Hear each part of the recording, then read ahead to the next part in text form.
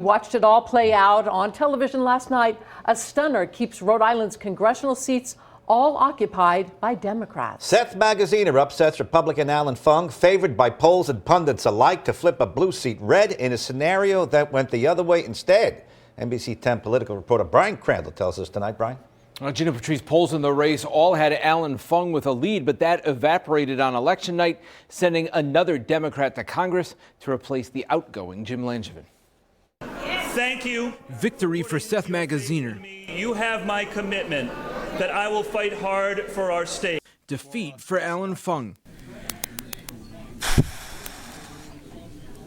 You know, we knew this was going to be a hard-fought battle. The tide apparently turning in the last days of the race. The two debates that I saw were, I think, wins for Magaziner, and I think that Fung underperformed in those debates. NBC 10 political analyst Wendy Schiller on Magaziner closing the gap and pulling out the win.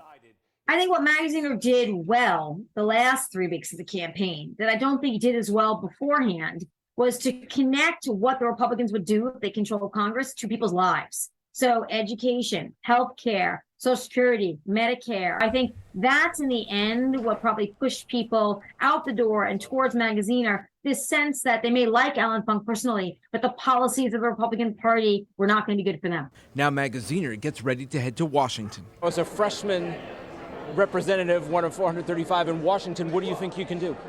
Well, I think that I can focus on the issues that matter to Rhode Islanders, be a voice for Rhode Island values, and be pragmatic. Like I said, I will work with anyone. Do you think there are times where you may vote against Democratic leadership as well?